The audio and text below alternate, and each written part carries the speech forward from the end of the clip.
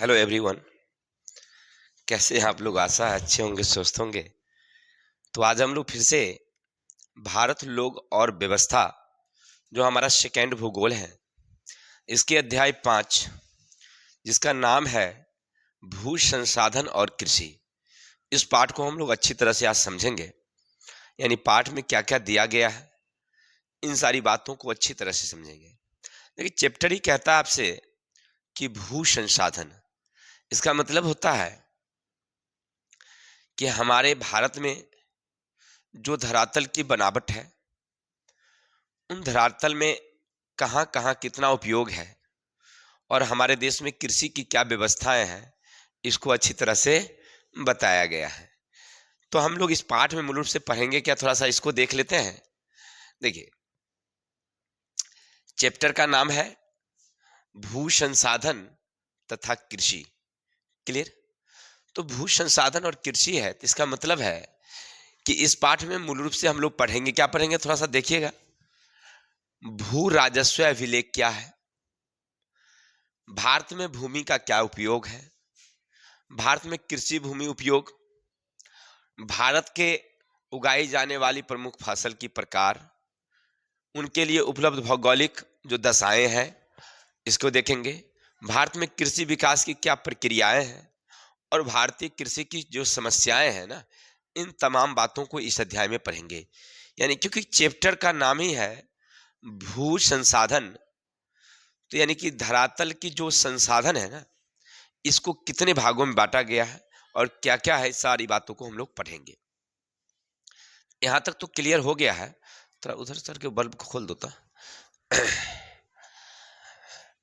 भू संसाधन में चैप्टर में हम लोग क्या पढ़ेंगे मूल रूप से, तो हमारे भारत में जो धरातल की जो बनावटें हैं, कितने प्रकार की कृषि है, इन सारी बातों को हम लोग इसमें अच्छी तरह से पढ़ने का प्रयास करेंगे। ठीक है, चलिए। तो सबसे पहले किसी देश में सरकार को भू संबंधित बातें राजस्व विभाग बतलाती है। यानी राजस्व विभाग का क्या काम है भाई, तो वो ये सरकार को बतलाती है कि हमारी जो धरातल की बनावट है, उन धरातल की बनावट में कहाँ कितना किसका उपयोग किया गया है, इन सारी बातों को कौन बतलाता है, भू राजस्व विभाग। यानी जमीन का उपयोग, उसकी बनावट, इन सारी बातों को कौन बता रहा है, तो कौन, तो भू राजस्व विभाग। अब चलते हैं भूमि के उपयोग के बारे में, देखते हैं कि सबसे पहले भूमि का उपयोग कहाँ कहाँ है।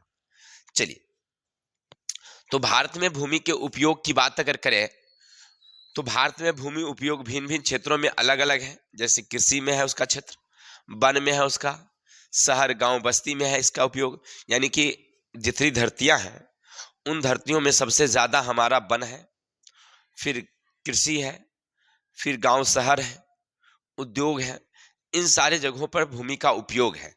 तब भूमि उपयोग पूछे आपसे कि बताइए भूमि का उपयोग कहाँ कहाँ, तो आप बताएंगे भूमि का उपयोग भाई कृषि में है, वन में है, शहर में है। इन सारे जगहों पर हम लोग भूमि का उपयोग करते हैं। अगर इसकी बात करें तो इससे कहाँ कितना है, इसका विस्तार से हम लोग आगे चर्चा करेंगे। यानी कि भूमि का उपयोग कहाँ कितना ज्यादा है, कितना प्रतिशत वन है, कितने प्रतिशत में कृषि हो रही है, कितने प्रतिशत में गांव शहर बस्तियां बसी है। इन सारी बातों को अगर हम पढ़ेंगे तो आगे हम लोग विस्तार से इसका चर्चा करेंगे। चलिए, तो आगे चलते हैं। सबसे पहले हम लोग देखते हैं कि हमारे यहाँ वन क्षेत्र की बात करते हैं। भारत में सभी राज्यों में वन एक समान नहीं है। यानी कहीं ज्यादा वन है तो कहीं कम वन है, कहीं ज्यादा तो कहीं कम है। मध्य प्रदेश में सबसे ज्यादा वन मिलता है, जिसका 25.14% है। वहीं पूर्वी राज्य की बात करें, जिनमें मिजोरम की बात करें, तो वन वहां पर 84.53%। नागालैंड में है 73.90%। अरुणाचल प्रदेश में है 79.3%। और अपने बिहार की बात करें तो मात्र 7% भूभाग पर वन है।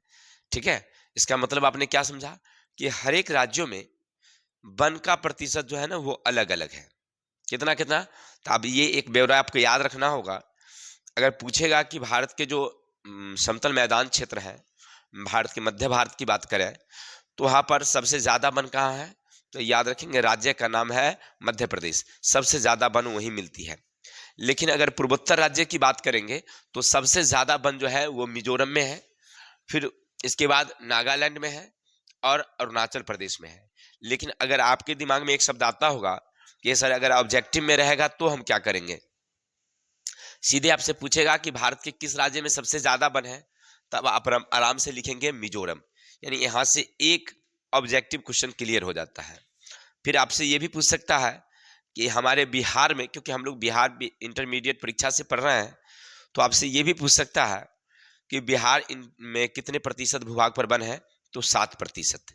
लेकिन एक आंकड़ा हमारा दे रहा है कि वर्तमान रिपोर्ट के अनुसार भारत में 24.30% वन है, यानी पूरे भारत की बात करें, यानी पूरे भारत में अगर वन का औसत बांटते हैं तो 24 फिर इतना भी याद रखना आपको कि पूरे भारत में कितना प्रतिशत, तो 24.30% भाग में वन है। लेकिन पर्यावरण के शुद्ध रखने के लिए 33% भूभाग पर वन होना चाहिए। अब यहां से 4-5 ऑब्जेक्टिव क्वेश्चन आपसे बन रहा है। पहला, किस राज्य में वन सबसे ज्यादा, अरुणाचल प्रदेश। मध्य भारत की बात करेंगे तो मध्य प्रदेश में, ठीक है। सबसे कम वन तो बिहार में 7%। पूरे भारत में औसतन अगर वन की बात करें तो 24.3%। अगर आपसे पूछे कि भौगोलिक दृष्टि से पर्यावरण को शुद्ध रहने के लिए कितने प्रतिशत में वन चाहिए, तो 33%। ठीक है, क्लियर। चलिए, बहुत अच्छी बात है। आगे हैं, अगर आपसे पूछा जाए कि सबसे बड़ी बात क्या है कि वन आखिर किसको कहेंगे, वन कहते किसको है, तो जब किसी क्षेत्र में वन विभाग, वन प्रदेश कहते हैं, उसे वन क्षेत्र कहते हैं। यानी कहने का अर्थ है कि मान लीजिए आपके क्षेत्र को ही अगर कोई वन विभाग जो है वह वन घोषित कर दे, यानी कि प्राकृतिक रूप से वहां पेड़ पौधे उगते हों, प्राकृतिक रूप से ही वहां पर अन्य प्रकार की वनस्पतियां उगती हो, तो उसको कहते हैं वन। जैसे हम लोग ना 20-50-100-2000 घर पौधा लगा दिए तो वो वन नहीं है, क्योंकि उसके बीच में ना कोई झाड़ियां हैं ना कोई लताएं हैं, वो वन नहीं है। वन हुआ जो प्राकृतिक रूप से उगता है, तो बड़े बड़े मोटे मोटे पेड़ के साथ साथ ना छोटी छोटी झाड़ियां भी उगती है, लताएं भी उगती है, पूरा सघन होता है, तो उसको कहते हैं हम लोग वन।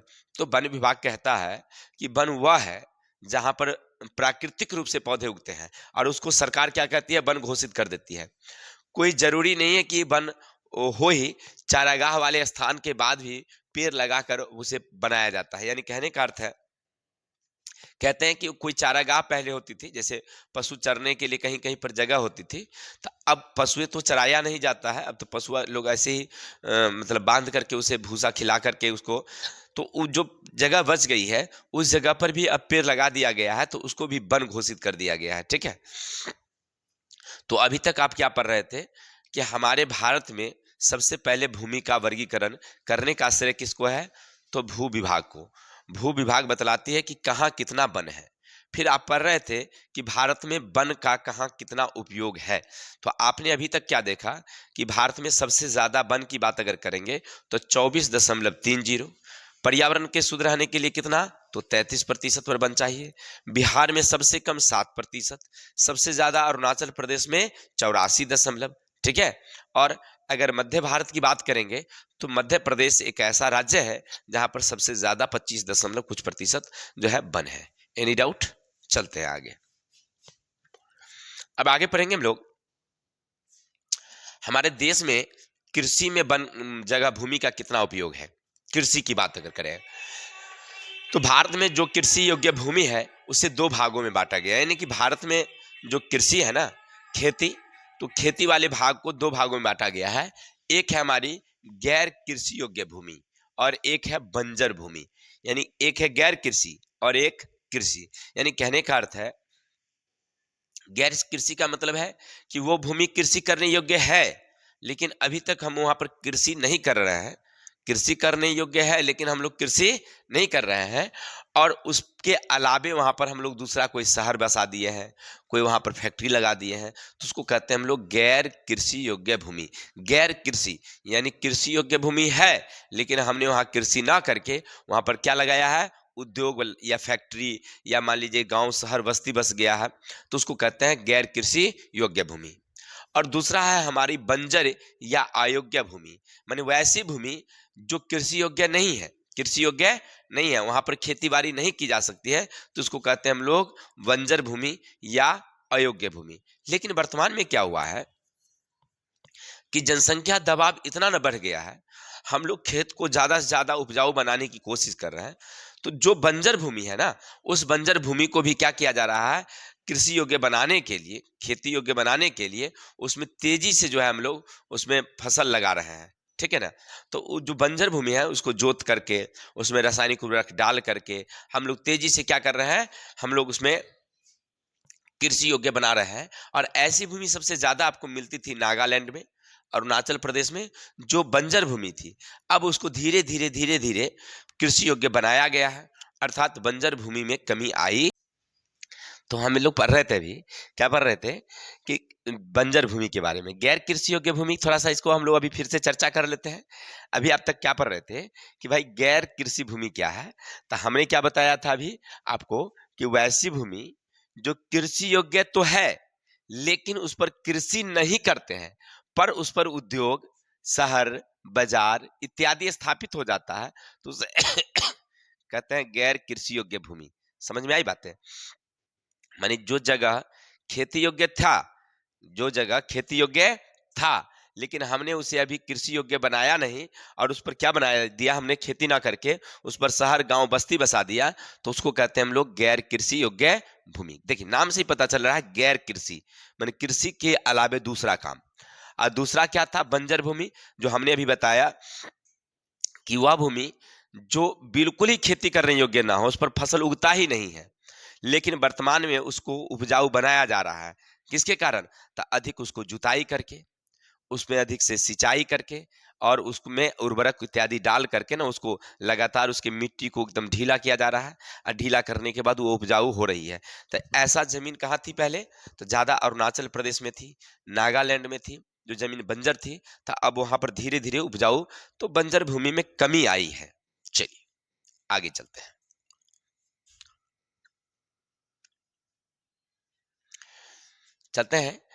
अब है निवल बोया क्षेत्र। आपसे परीक्षा में ये बहुत ही पूछता है, इंपॉर्टेंट क्वेश्चन आपके लिए, समझिएगा कि भाई निवल बोया क्या है। तो वह क्षेत्र जिसमें कृषि होती है उसे निवल बोया गया क्षेत्र कहते हैं। अभी आप पढ़ रहे थे गैर कृषि योग्य, यानी खेती योग्य भूमि है लेकिन हम खेती करते नहीं है, लेकिन यहाँ पर क्या कह दिया, निवल बोया, माने वह भूमि जिस पर आप खेती करते हैं। जैसे मान लीजिए आपके पास कुल 20 कट्ठा यानी 1 बीघा जमीन है। 1 बीघा जमीन में आपने मात्र 2 कट्ठे में आप मकान बना लिए हैं, तो खेती करने योग्य भूमि थी लेकिन आपने उसमें मकान बनाया, तो कृषि योग्य भूमि आपके पास 20 कट्ठा ही था, लेकिन आपने उसमें कितना किया है कि 2 कट्ठा में कर दिया है, मकान बना लिया, तो हो गया गैर कृषि योग्य भूमि 2 कट्ठा। लेकिन बाकी 18 कट्ठा में आपने तंबाकू, गेहूं बो दिया है, तो समझिए वो आपके लिए क्या है, निवल बोया गया भूमि है। यानी आपने 18 कट्ठा में खेती किया है ना, तो वो क्या है, निवल बोया, माने जितनी भूमि में आप खेती कर रहे हैं वो निवल बोया गया भूमि कहलाती है। ऐसा है, क्लियर हो गया। निवल बोया का मतलब जितनी जगह में आप खेती कर रहे हैं वर्तमान में, जैसे आपसे कोई पूछा जाए कि भाई आप कितनी जगह में तंबाकू किए हैं, तो तंबाकू बताएंगे कि हमने 5 कट्ठा में किया। फिर बताइए आप गेहूं कितना में, तो 4 कट्ठा में, तो 5 4 9 हो गया। फिर आपसे पूछा जाए कि आलू मकई कितना में किए हैं, तो 5 कट्ठा में, तो 9 5 14 हो गया। और कुछ किए हैं तो नहीं, बस इतनी ही हमारे पास खेत है, तो बस 14 आपका निवल बोया बोया, बनी जितना में आप खेती कर रहे हैं वो निवल बोया गया भूमि। चलिए बहुत अच्छा। अब आगे है पुरातन प्रतिभूमि क्या है। अब कुछ इंपोर्टेंट ऑब्जेक्टिव मतलब क्या कहते हैं उसको, परिभाषित शब्द है, तो उसको याद रखना है आपको। आपसे पूछेगा कि भाई पुरातन प्रतिभूमि क्या है, तो वह भूमि जिसमें 1 वर्ष से 5 वर्ष के भीतर कृषि नहीं हुई हो उसे पुरातन प्रति कहते हैं। यानी कहने का अर्थ है कि वैसी भूमि जिसमें 1 वर्ष से लेकर के 5 वर्ष के समय के बीच में एक बार भी कृषि वहां पर नहीं किया गया हो, तो उसको कहते हैं हम लोग पुरातन प्रति। माने खेत खाली छोड़े तब 5 वर्षों तक हमने इसके बीच में कोई हमने खेती किया ही नहीं, उसमें वो 5 वर्ष से लगातार पड़ती ही पड़ती है, तो ऐसे भूमि को क्या बोलेंगे हम लोग, पुरातन प्रति बोलते हैं। अगला है वर्तमान प्रतिभूमि क्या है। वर्तमान वह भूमि जो कृषि योग्य है लेकिन उस पर कृषि अभी नहीं करते हैं, 1 वर्ष के भीतर ही खेती नहीं है, तो उसे वर्तमान प्रति कहते हैं। यानी कि कृषि योग्य भूमि है लेकिन उसमें हमने 1 वर्ष के भीतर कोई खेती नहीं किया है, यानी 1 साल अभी अभी अभी उसका बीता है और इसमें हमने खेती नहीं किया है, तो वो क्या कहलाता है? वर्तमान प्रति। माने 1 साल से हम खेत छोड़े हुए हैं प्रति में, माने उसमें कोई फसल नहीं लगाए हैं, तो वो क्या कहलाती है? हमारी वर्तमान प्रति भूमि कहलाती है। तो अभी आप पढ़ रहे थे पुरातन प्रति, 5 साल तक खेती नहीं किए, वर्तमान प्रति तो 1 साल से हमने खेती नहीं किया है। अगला है कृषि योग्य व्यर्थ भूमि। कृषि योग्य वह भूमि जो 5 वर्ष से अधिक समय तक कृषि नहीं की गई है, उसे कृषि योग्य व्यर्थ भूमि कहते हैं। यानी कहने का अर्थ है कि हमने क्या किया है कि खेती योग्य भूमि है लेकिन किसी कारण से हमने वो 5 वर्षों से उस जमीन में खेती नहीं कर रहे हैं। माने खेती योग्य है भूमि लेकिन फिर भी हमने किसी कारण से वहां पर हम फसल नहीं लगा रहे हैं, तो वह कृषि योग्य व्यर्थ भूमि कहलाती है। माने कृषि योग्य भूमि होते हुए हमने खेती नहीं किया है। अब आगे चलेंगे, अस्थाई चारागाह क्षेत्र क्या है? तो वह भूमि जिसमें पशु के लिए चारागाह होता है, उसे अस्थाई चारागाह कहते हैं। सामान्यतः इस पर सरकार का स्वामित्व होता है। यानी कहने का अर्थ है कि जो कहीं कहीं पर सरकारी भूमि होती है, वहां पर खेती बाड़ी नहीं होती है, वैसे जंगल रहते हैं, ऐसे ही घास फूस सूखते रहते हैं। लोग अपने पशु को चराने के लिए उस जगह पर जाते हैं, फिर अपने मवेशी को ले आते हैं, तो वो सामान्यतः ऐसी ही पड़ी रहती है। तो ऐसे भूमि को कहते हैं चारागाह। क्या कहते हैं हम लोग? चारागाह। तो यह कहलाती है अस्थाई चारागाह क्षेत्र, क्योंकि वहां पर सरकार का स्वामित्व होता है, तो कोई व्यक्ति खेती करता नहीं है। तो ये सब कुछ परिभाषिक शब्द थे, जिसमें पुरातन प्रति, अस्थाई प्रति, गैर कृषि योग्य भूमि और अस्थाई चारागाह। ये आपसे परीक्षा में पूछता है, मतलब परिभाषित शब्दों में पूछेगा कि भाई कृषि योग्य व्यर्थ भूमि किसे कहते हैं? तो आप बताएंगे भाई कृषि योग्य व्यर्थ भूमि वह भूमि है जो कृषि योग्य है लेकिन हम किसी कारण से 5 सालों से उसमें कोई खेती नहीं कर रहे हैं, तो उसको कहते हैं कृषि योग्य व्यर्थ भूमि। ठीक है, चलिए बहुत अच्छा। तो अभी तक आप पढ़ रहे थे, पहला आपने क्या पढ़ा कि हमारी जो भूमि है इसका उपयोग वन में, तो वन में कहाँ कितना है हमने बताया। सबसे ज्यादा अरुणाचल प्रदेश में वन है, फिर हमने मध्य प्रदेश की बात किया, फिर सबसे कम अगर बिहार की बात, पूरे भारत की बात करेंगे तो औसतन 24, और पूरे भौगोलिक दृष्टि से कितना होना चाहिए? 7। सरकार इस पर प्रयास कर रही है कि जहां खाली जगह है वहां पर पेड़ लगा करके कम से कम 33% हम लोग पूर जाएं, ताकि हमारा पर्यावरण शुद्ध रहे। Any doubt? चलते हैं आगे। फिर हमने कृषि की बात किया हमने कि भाई कृषि में हम लोग कितना वन भूमि का उपयोग कर रहे हैं, तो हमने इसमें क्या क्या पढ़ा? तो हमने पढ़ा कि कृषि योग्य व्यर्थ भूमि, फिर हमने पढ़ा कि नहीं नहीं, फिर हमने पढ़ा उसमें बंजर भूमि, फिर पुरातन प्रति, वर्तमान प्रति, कृषि योग्य व्यर्थ भूमि और चारागाह। आगे पढ़ेंगे हम लोग विविध तरु फसल। तरु फसल का मतलब क्या होता है भाई? सुनिएगा थोड़ा सा क्या कहता है। वह क्षेत्र जिसमें फलदार वृक्ष लगे हो उसे विविध तरु फसल कहते हैं। यानी कि हमारे यहाँ खेती करने के अलावे फसल, जो हम लोग अनाज बोते हैं, गेहूं चावल दाल सब्जियां, इसके अलावे भी तो हम लोग भूमि में वृक्ष लगाए हुए हैं ना, जिसमें आम है, कटहल है, नींबू है, जो भी है। तो ये जो फलदार फल है ना, उसको कहा जाता है तरु फसल। उसको क्या कहा जाता है? तरु फसल। यानी वही कह रहा है कि वह क्षेत्र जिसमें फलदार वृक्ष लगे हों उसे विविध तरु फसल कहते हैं। इसमें निवल बोया भूमि नहीं कहते हैं, इस पर सम्मिलित नहीं किया गया है। यानी कहने का अर्थ है कि निवल बोया किसको कहेंगे? तो जिसमें आप खेती कर रहे हैं, यानी अनाज का उत्पादन कर रहे हैं, या तो आप गेहूं उपा रहे हैं, तंबाकू उपजा रहे हैं, लेकिन जहां पर आपने गाछू गछली लगे लिए हैं, तो उसको आप नहीं कह सकते हैं।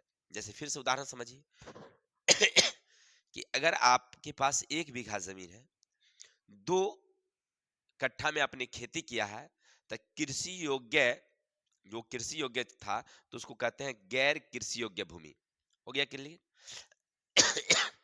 अब मान लीजिए आपने उनमें से 5 कट्ठा में कोई अमरूद का फसल या नींबू का फसल लगा दिया है, तो वो किस में चला जाएगा? तरु फसल में चला जाएगा। तो अब आपके पास 20 कट्ठा में 2 कट्ठा चला गया किस में? मकान में। 5 कट्ठा चला गया तरु में, तो बच गया आपके पास 13 कट्ठा। यही 13 कट्ठा में आप गेहूं लगाए हुए हैं, तंबाकू लगाए हुए हैं, या जो भी फसल लगाते हैं, तो ये कहलाती है निबल बोया। निबल बोया माने जिसमें हम लोग अनाज की खेती करते हैं। फसल वाला चला गया किसमें? तरु में। बाकी चल गया उधर गैर कृषि में। तो आप इतना समझ गए। अब चलते हैं भू उपयोग को प्रभावित करने वाले कारक, यानी भूमि के उपयोग को कौन कौन प्रभावित करता है। तो सबसे पहला हमारी अर्थव्यवस्था का आकार। हमारी जो है ना भूमि की आकृति को प्रभावित करता है कौन कौन भूउपयोग को। तो पहला है अर्थव्यवस्था के आकार। कहता है जनसंख्या बढ़ने से भूमि पर दबाव बढ़ता जा रहा है। परिणाम स्वरूप कृषि योग्य एक भूमि है, उस पर मकान, उद्योग लगाए जा रहे हैं। इससे कृषि वाली भूमि की मैंने कमी आ रही है, इसमें क्या हो रही है? कमती जा रही है। मैंने जो जनसंख्या बढ़ेगी स्वाभाविक सी बात है। तो जहां हमारा मकान है उसके आसपास में ही अगर हमें घर नया बनाना हो तो हम कहीं दूर थोड़ी जाएंगे। तो जो कृषि योग्य भूमि है उसी में हम फिर से घर बना लेते हैं, उसी में उद्योग बना लेते हैं, सड़कें की चौड़ाई बढ़ा देते हैं। तो स्वाभाविक सी बात है ना कि कृषि योग्य जितनी भूमि थी वो उसमें क्या आने लगी है? अब कमी आने लगी है, क्योंकि जनसंख्या बढ़ने से उद्योग, सड़कें और मकाने ये सब तेजी से बढ़ रहे हैं। और जैसे बढ़ेंगे तो ये सब कहाँ लगाए जाएंगे? जो कृषि योग्य भूमि है उसी में लगाए जाएंगे। चलिए, तो आपने पहला देखा कि अर्थव्यवस्था के आकार के कारण भी हमारी जनसंख्या के बढ़ने से भूमि में कमी आ रही है। अब आगे चलेंगे थोड़ा सा। आगे देखिए दूसरा कारण है समय के साथ अर्थव्यवस्था में परिवर्तन। अभी सभी प्राथमिक क्रियाकलाप को छोड़ द्वितीयक तृतीयक में जाना चाहते हैं, इसलिए भी भूमि का उपयोग थोड़ा सा क्या हो रहा है? कमता जा रहा है। देखिए आपने क्या समझा कि हर लोग चाहता है कि हम कृषि नहीं करें, माने हमारे बच्चे जो भी हैं वो कृषि कार्य न करें, या तो वो उद्योग करे, या तो वो तृतीय कोई काम करे, व्यापार करे। तो स्वाभाविक सी बात है कि जितने लोग कृषि कार्य में लगे हुए थे अब वो चाहते हैं कि हम लोग किस में चले जाएं? अन्य कार्यों में। तो उद्योग की संख्या बढ़ेगी, दुकानों की संख्या बढ़ेगी, तो कृषि का जो काम था वो कृषि धीरे धीरे क्या होने लगेगा? कमेगा। ये अर्थव्यवस्था में बदलाव है। पहले लोग ज्यादा कृषि करना पसंद करते थे, लेकिन अब चाहते हैं कि द्वितीयक और तृतीयक। लेकिन वर्तमान में चाहता है कि तृतीयक नहीं, चतुर्थ और पंचम क्रियाकलाप में भी लोग जा रहा है। नहीं, चलिए अगला है तीसरा। जनसंख्या इतनी तेजी से बढ़ रही है कि उत्पादन का अधिकांश हम उपयोग कर लेते हैं, जिससे कृषि देश के आय कम मिलता है, परंतु फिर भी कृषि में जनसंख्या का भार कम नहीं हो रहा है। यानी कहने का अर्थ है कि हमारी जनसंख्या इतनी तेजी से बढ़ रही है, इतनी तेजी से बढ़ रही है कि रोजगार की कमी हो रही है। परिणाम क्या हो रहा है कि हम ये देख रहे हैं कि जो कृषि करने वाले किसान भाई हैं उसकी आमदनी कम है, लेकिन फिर भी जनसंख्या के बढ़ने के कारण कृषि पर दबाव कम नहीं रहा है। तो कृषि जमीन उतनी ही है, आदमी बढ़ गया है, तो परिणाम हुआ कि हमारा खेत छोटा छोटा हो गया है। नहीं, तो आपने अभी तक क्या समझा कि भू आकृति को प्रभावित करने वाले कारक अर्थव्यवस्था, अर्थव्यवस्था में बदलाव, और तीसरा कारण जनसंख्या बहुत तेजी से डेवलप कर रही है जिसके कारण उसकी कमी नहीं आ रही है। ठीक है, चलिए आगे। स्वामित्व के आधार पर भूमि का प्रकार, यानी स्वामित्व के आधार पर भूमि को कितने भागों में बांटा गया है। तो देखिएगा स्वामित्व के आधार पर भूमि को अगर बांटेंगे तो इसे दो भागों में बांटा गया है। पहला है हमारा निजी भूमि और दूसरा है हमारी साझा संपत्ति। यानी कि निजी भूमि किसे कहेंगे भाई? तो वैसी भूमि जब जमीन पर एक व्यक्ति का अधिकार होगा तो उसे कहेंगे हम लोग निजी भूमि। जैसे मान लीजिए ये जिस मकान में हम लोग रह रहे हैं उस भूमि पर स्वामित्व मेरा है, इसे खरीदने और बेचने का अधिकार मेरा है, तो इसीलिए इसको कहते हैं हम लोग निजी भूमि। लेकिन वैसी भूमि जिस पर सरकार का स्वामित्व होता है और सब मिल करके उसका काम करते हैं, तो उसको कहते हैं हम लोग साझा संपत्ति। क्या बोलते हैं हम लोग? साझा संपत्ति। यानी जो आपकी सड़कें हैं ना, आपके आसपास में कोई सरकारी भूमि होगी, जैसे स्कूल मैदान जो होगा, वो क्या है? साझा भूमि है, उस पर एक व्यक्ति का नहीं सभी लोगों का अधिकार होता है, तो उसको कहते हैं हम लोग साझा भूमि। ठीक है, तो आज के लिए इतना ही रहेगा। कल हम लोग देखेंगे नेक्स्ट वीडियो के साथ। तब तक के लिए हमें विदा दीजिए। जय हिंद, जय भारत।